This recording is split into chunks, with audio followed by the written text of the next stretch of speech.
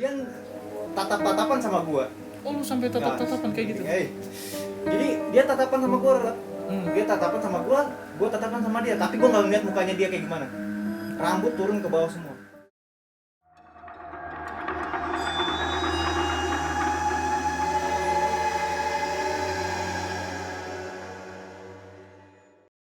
Halo guys, kembali lagi di podcast Jendela Sunyi. Sunyi adalah bunyi yang sembunyi. Lalu ada apakah di balik jendela sunyi? Dan kali ini gua kedatangan narasumber yaitu Fadel Muhammad Rajab. Yang sebenarnya pada podcast kali ini merupakan pengalaman pribadi gua bersama Fadel ketika mengunjungi suatu villa di daerah Bogor. Oke Del, apa kabar? Alhamdulillah, baik sob. Fadel ini merupakan salah satu kru dari Jendela Sunyi juga. Namun kita akan mengisahkan pengalaman pribadi kita berdua ketika berada di villa.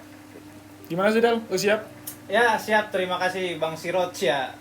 Jadi gua sendiri merupakan kru dari Jendela Sunyi. Ini hanya sedikit berbagi pengalaman pribadi sih, lebih tepatnya. Tegang juga ya ternyata di sini ya. Iya. Ngerasain kan gimana jadi narasumber? Iya, ternyata tegang juga ternyata.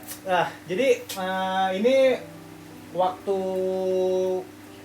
kejadian itu waktu kita semester 1 ya. Semester 1 kita makrab waktu itu. Iya. Jadi kita anak-anak ngadain acara makrab ya, di salah satu villa di Bogor. Singkat cerita, waktu gue datang ya. Iya. Sebenarnya waktu gue datang itu gue udah ngerasain tuh villa kayak nggak enak gitu. Cuman ya percaya nggak percaya gue udah ngerasain hawa yang nggak enak. Iya. Ditambah lagi waktu kita datang itu kan kita nggak kayak ngucapin salam pun kagak. Enggak datang langsung datang aja masuk. Kan? Iya. Jadi ya langsung datang aja nyolong udah langsung hiporia aja, kayak langsung seneng aja bawaannya. Euforia banget waktu itu kan. Nah, tambah lagi villa yang kita tempatin waktu itu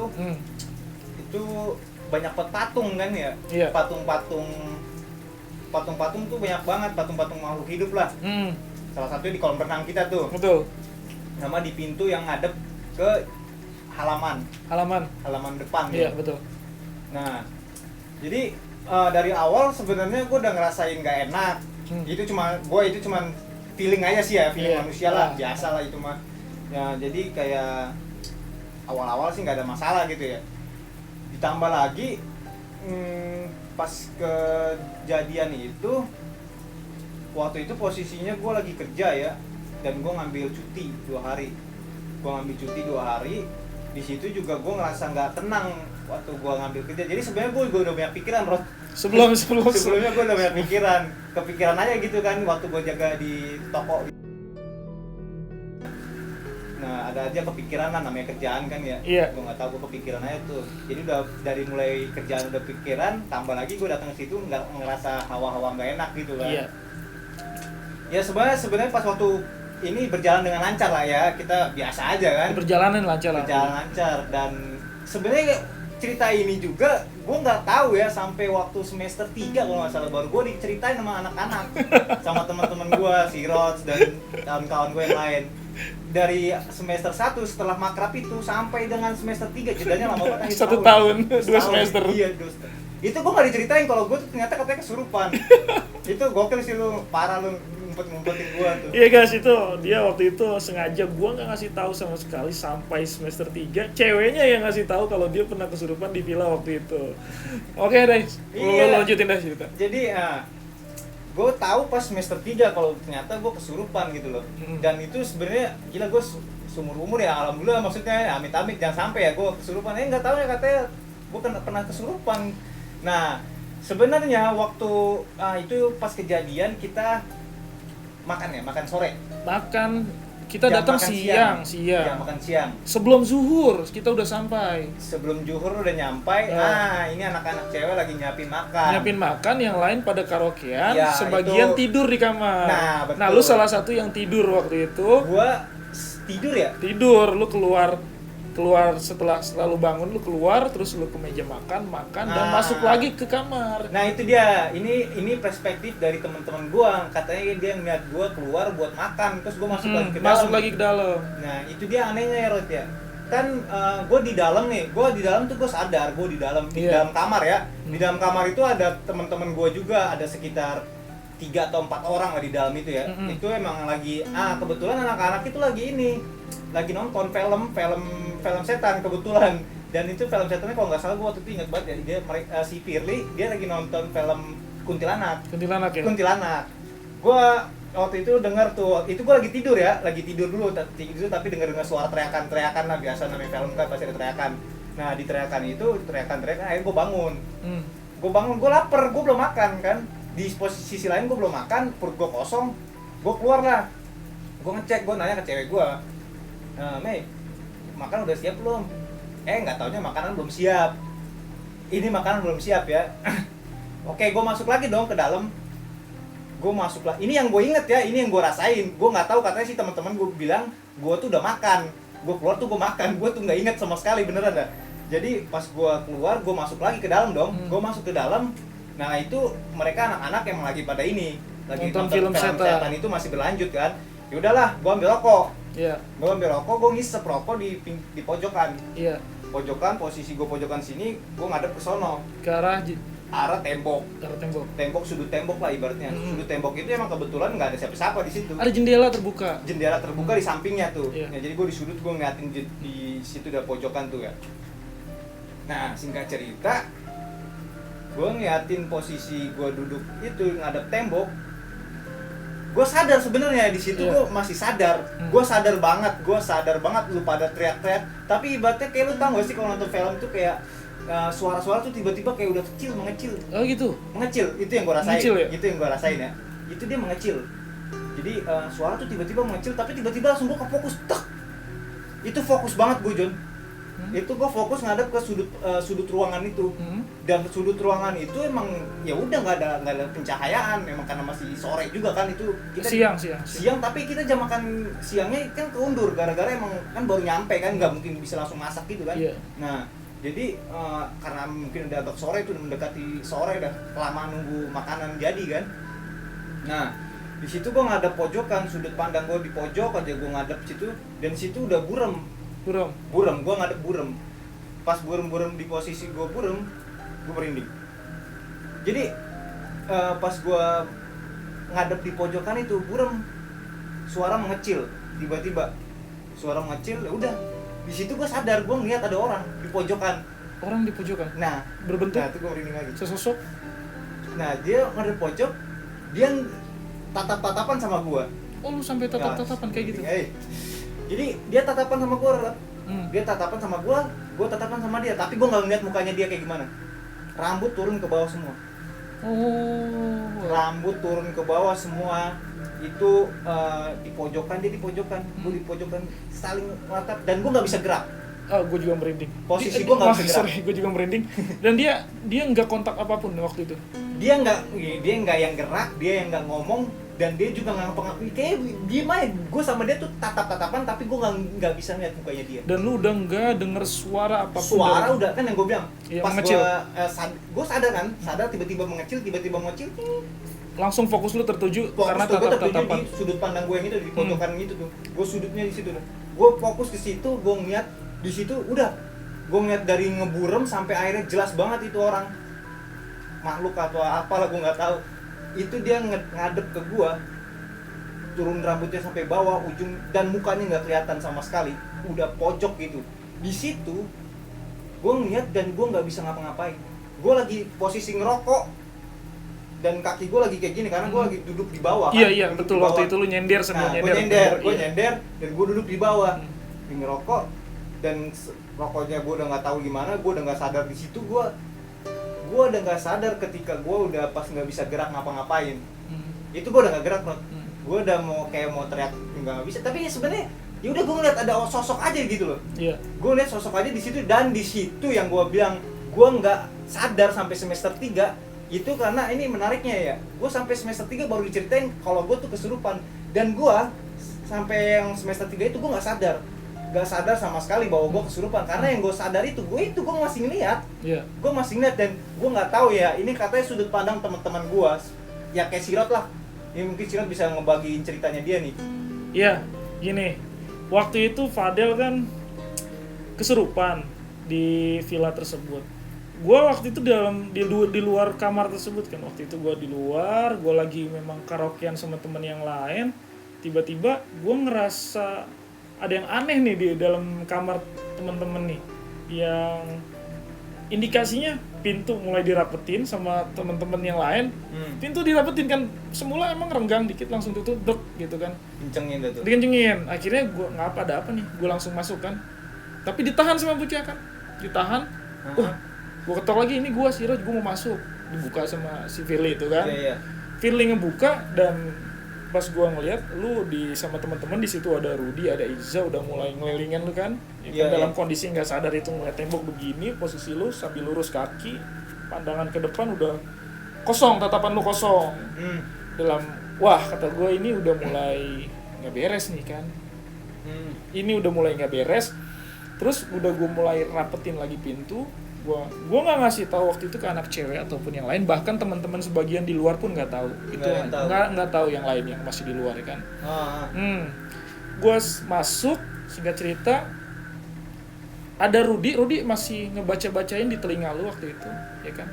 Bacain surat Al-Quran. Waktu itu yang dia bisa, ya kan? Sempet Rudy udah bacain tapi dia nggak berhasil juga nyadarin lu kan. Iya.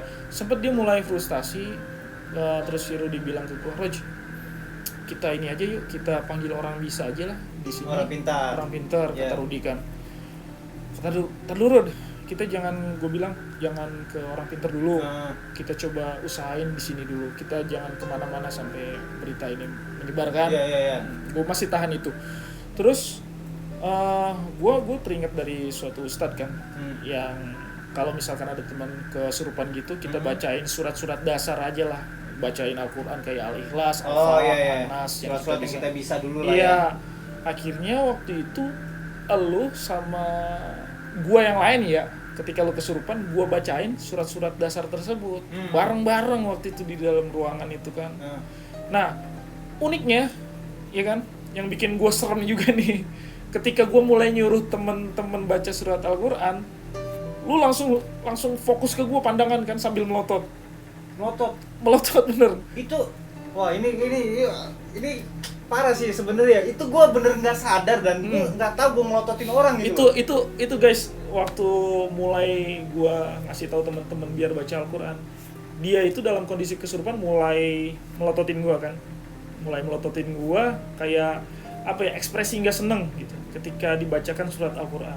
Bener, dia waktu itu emang gak bercerita apapun, gak bersuara apapun, gak berkata apapun ketika dia kesurupan waktu itu. Berarti enggak yang kayak dijerit-jerit, enggak. Bisa diajak ngobrol. Enggak, itu sesuai dengan pandangan lu ketika lu ketemu sama makhluk halus. Lu kan bilang makhluk halus itu diam aja kan. Iya. Diam aja, gak bercerita apapun, cuman rambut terurai begini. Iya. Itu bener banget guys. Dia itu diam aja, cuman melototin gua. Sorry. Tapi yang waktu dipototin itu, lu tahu itu tuh sebenarnya Fadel apa gimana nih? Enggak, itu gua udah sadar kalau yang ngerasain nih. Kalau itu gua udah sadar lu kesurupan. Bukan Fadel. Pandangan lu udah kosong dan melotot. Wah, ini bukan Fadel, gua bilang kan. Oke, sebisanya waktu. Merontak apa gimana tuh? Enggak, belum sempet merontak. Beberapa menit ketika kita bacain surat Al-Quran, baru mulai berontak. Terus ketika kita berontak, kita mulai terus kencengin baca Al-Qurannya waktu itu. Nah, jadi kira-kira yang waktu pas gue merontak itu gue ditahan oleh anak laki-laki kan, teman-teman iya, kita yang di dalam situ dan kan? tenaga lu luar biasa besar waktu itu. Wah, tuh. Sebenarnya percaya nggak percaya ya, iya. Gue nggak mungkin punya kekuatan dengan berapa orang yang nahan gue. Ya 5-6 orang. 5 atau 6 orang lelaki yang badannya gede-gede banget. Iya, seukuran kita semua lah. Ya, besar-besar juga kan badannya. Dan itu kuatnya kenceng banget itu. Kenceng banget. Powernya. Iya, beda dari orang biasa ya. Orang normal yang nggak kesurupan. Ini benar-benar powernya itu kekuatannya kenceng banget sampai kita megangin kaki, ada yang megangin tangan. Iya, iya. Tapi nggak bersuara apapun. Nggak ada suara sama Nggak sekali. Dan mau- gue di situ nggak ada suara ya. Nggak ada suara, nggak berkata satu patah kata pun itu. Dan itu ketika dia mulai berontak, beberapa menit berontak, cukup lama berontaknya itu, cuman kita masih sabar, kita terus bacain Al-Quran sambil kita megangin Fadel. Alhamdulillahnya mulai melemas sampai lu nyender lagi dan lu sadar waktu itu. Dan tiba langsung sadar. Iya, ketika lu mulai lemas kan. Iya, iya. Dan itu mulai sadar dan lu nggak tahu apa-apa ketika sadar itu. Pas gue sadar itu, maksudnya gini, kayak apakah ada tiba-tiba langsung push? Enggak. Itu cuman dari yang tadinya kenceng banget, tiba-tiba mulai Ya, langsung menurun kekuatannya. Ya udah, lu mulai nyender lagi kan, nyender begini. Itu mata Plus tertutup aja. apa udah langsung gue udah kebuka? Yang pas lu sadar itu mulai kebuka mata lu, terus lu bertanya-tanya, ada apaan ini, ada apaan gitu. Ya, kalau ada apa itu gue sadar. Gue sadar itu ya, Rod ya. Gue sadar itu badan gue sakit. Kaki gue tuh sama tangan gue udah kayak orang kena pukulan, tau gak sih? Ya lu dipegangin 5 orang. Gue nggak tahu ya, gue dipiting apa gimana ya. Cuman pas gue bangun tuh badan gue sakit banget loh. Nah, pas gue bangun itu gue keluar Keluar kan? nyari makan, gue makan di situ. Nah itu yang menariknya ya, kadang katanya gue udah makan kan sebelumnya, Iya. tapi gue keluar lagi buat makan. Iya. Dan yang pertama yang lu bilang kata gue udah makan, gue nggak ngerasa gue makan. Gitu loh, gue kadang gue bingung banget di situ ya. Dan di sisi lain lagi, Rod ya, ini yang sampai gue jadi pikiran ya, itu sosok bener-bener sampai sekarang tuh gue masih terngiang-ngiang gitu loh. Bukan terngiang, mungkin masih Masih ada gambarnya. visualnya masih Visual. lo bisa tangkap benar-benar di memori lo. Nah, dan itu bener-bener, ya gue nggak tahu ya ini ya,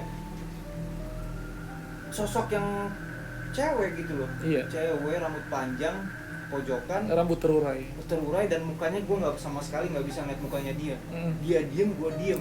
Ya ini guys, jadi gambarannya itu antara Fadel melihat dengan sosok makhluk halus tersebut direfleksikan ketika dia kesurupan. Kesurupan pun dia diam. Ketika dia melihat makhluk halusnya tersebut juga diam kan. Nggak berkata sepatah kata pun ke Fadel. Sama persis ketika dia kesurupan itu diam. Nggak berkata satu patah kata pun. Biasanya kan orang kesurupan kalau nggak nangis, berontak atau ngomong yang nggak karuan lah. Iya. Iya. Dan gue di situ diem aja gitu. Itu kali. diam aja. Jadi benar-benar sesuai dengan apa yang dia tangkap, apa yang dia lihat dari pandangannya tersebut. Tuh. Itu parah sih, Rob. Gue aja itu diceritain sama lu pada tuh semester 3 dikasih tahu juga pas waktu itu. Gue di semester 3 waktu cewek gue ngasih tahu kalau gue tuh katanya kesurupan ya.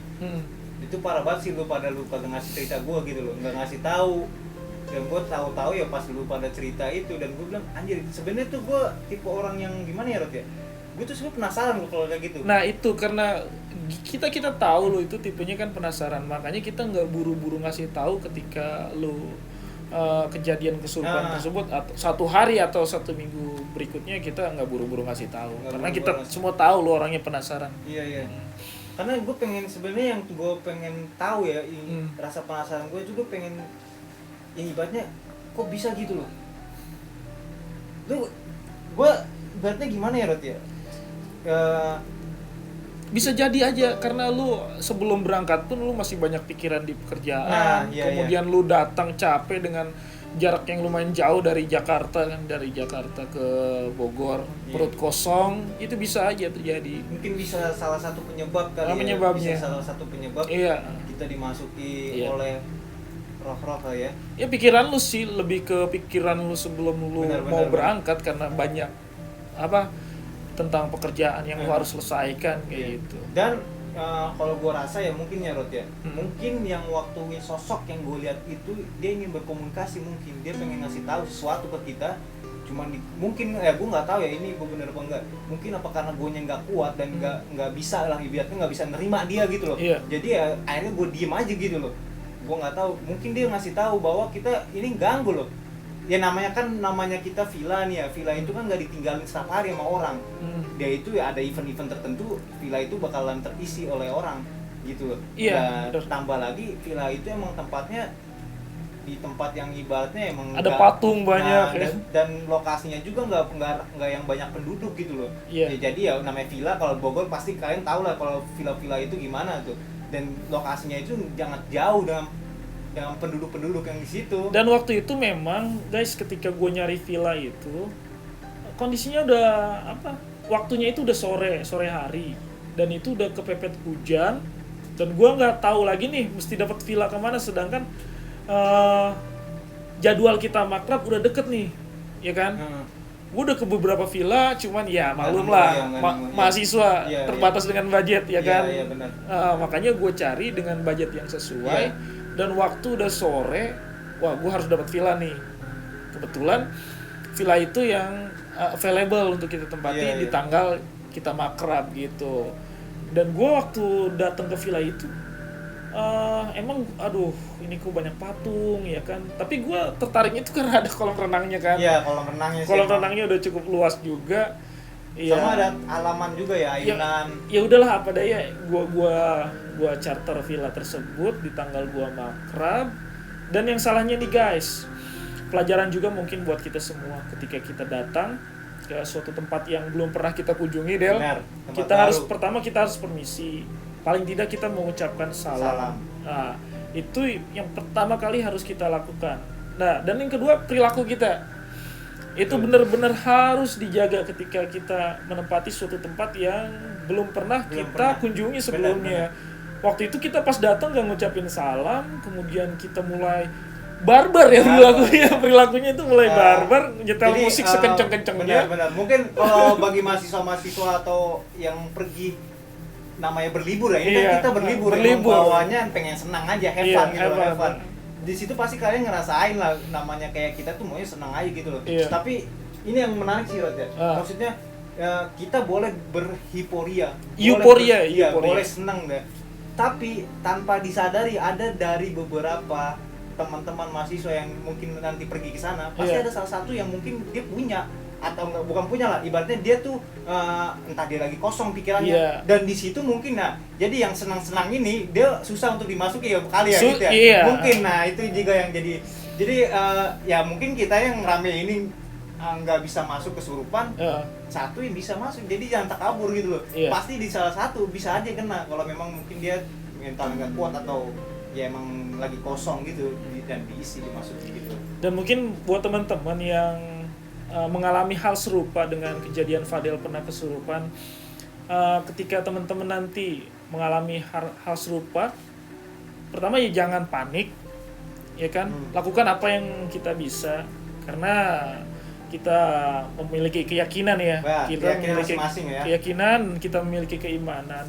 Kita lakukan apa yang kita bisa, seperti kita membaca Al-Quran mungkin. Kemudian kita ya berserah diri pada Allah, meminta kepada Allah untuk kesembuhan teman kita pastinya. Gitu. Itu yang paling penting. Menjaga adab juga penting banget. Adab, ya. Kita emang nggak beradab waktu datang sana. Emang. Waktu itu benar ketika lu selesai kesurupan. Selesai, ya. Waktu itu gue kan emang mengetuai mereka kan. Gue mulai penanggung jawabnya. Dan waktu itu gue mulai bilangin ke anak-anak, yuk kita sholat jamaah bareng yuk. Kita adain sholat jamaah bareng. Betul. Nanti sholat maghrib. Ya. Waktu itu akhirnya jamaah semua. Jamaah bareng waktu itu, gue imamin mereka semua, gue jamaah bareng. Dan alhamdulillah ketika kita mulai mungkin bisa menjaga adab, nggak ada lagi kejadian seperti kesurupan itu. Alhamdulillah gitu. Nih yang gue baru cerita hari ini. Satu yang gue baru cerita hari ini. Aduh, apa lagi nih? Di tempat yang kita masih makrab. Masih dalam satu kejadian, ya kan? Villa yang sama deh ya? Enggak, masih kita juga, masih kita berada di situ. Teman kita kan ada satu Elvira kan? Iya, tahu. Iya. Elvira itu dia disuruh foto villanya ke orang tuanya minta foto, iya kan, masih tahu lah ya, masih tahu. Dan kemudian dikasih tau lah sama Elvira foto-foto villanya tersebut. Terus? Nah itu orang tuanya Elvira bilang, wah itu deh apa namanya Anjing, ngeri nih anjing. villanya emang maksudnya angker lah, enggak Oh, iya visualisasinya ibunya Elvira itu udah bisa menangkap.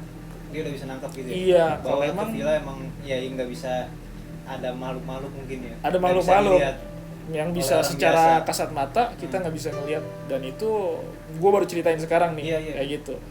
Ya wajar aja lah kalau misalkan kita mengalami kejadian kesurupan. Benar-benar. Karena orang tua dari salah satu teman kita pun juga ngasih tahu bahwa ada sesuatu ya. Iya di villa itu emang. Dan banyak patungnya guys waktu itu. Dan Patung-patung kuno. Iya. Patung-patung kunonya itu sangat banyak. Dan kalau gue sih kayak suasana emang mencekam. anyep, suasananya anyep, dingin gitu ya. Anyep, dingin. Emang Terus ya puncak ya emang dingin, cuman suasana anyep gitu. Tapi kayak ibaratnya kayak dinding yang basah kayak gimana sih? Bener, lembab. Lembab nih, Kayak lembab, gitu. lunutan. Itu yang bagian pojok situ yang jendela yang gue lihat itu kan, di samping itu kan ada kayak tempat parkiran motor. Iya. Lah itu lu kalau malam ke situ udah merinding lagi. Itu malam situ itu emang itu parah kan, kita bakar-bakar di depan. Iya. Barbecue itu. Barbecue. Nah, sisi lain itu kan gue sorenya masih kena kan.